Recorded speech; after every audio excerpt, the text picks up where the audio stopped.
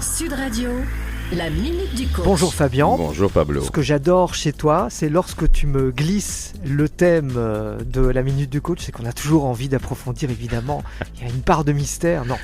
Détermination, résilience ou entêtement. Et oui, ou entêtement.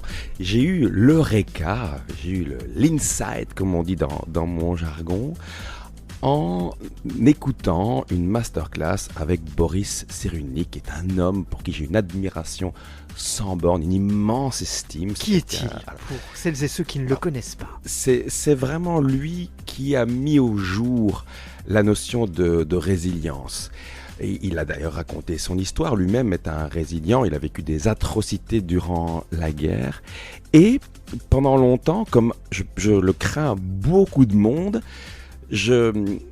j'estimais, je pensais que la résilience était la faculté, la capacité à rebondir. Mais en écoutant Cyrulnik de façon plus précise, je m'aperçois que non, pas du tout. La résilience, c'est quand il y a un nouveau développement après un choc traumatique. Par exemple, quand la nature subit un choc traumatique, un incendie, la résilience de la nature, ce n'est pas que les mêmes arbres vont repousser aux mêmes endroits, mais probablement d'autres arbres. Il y aura une autre flore et même peut-être une autre faune.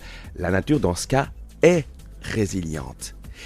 Et j'écoute Cyrulnik, en même temps, j'observe l'un de mes amis dont je me disais depuis longtemps quelle résilience est la sienne, c'est fabuleux.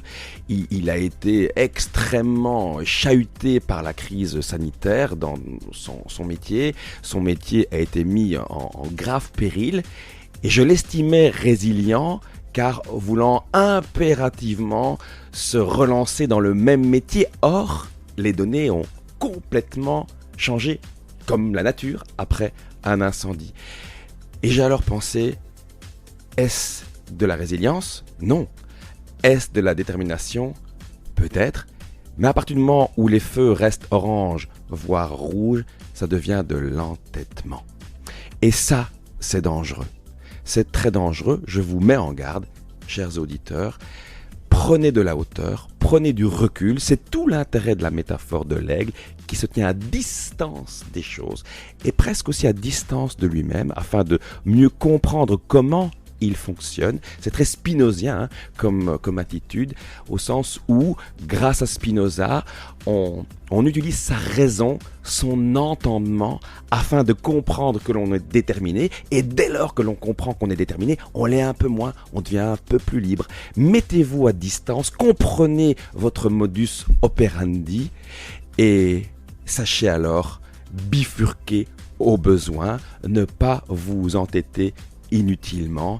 Sachez repérer si vous êtes dans la résilience, la détermination ou l'entêtement. Si vous êtes dans la détermination ou la résilience, vous êtes un aigle.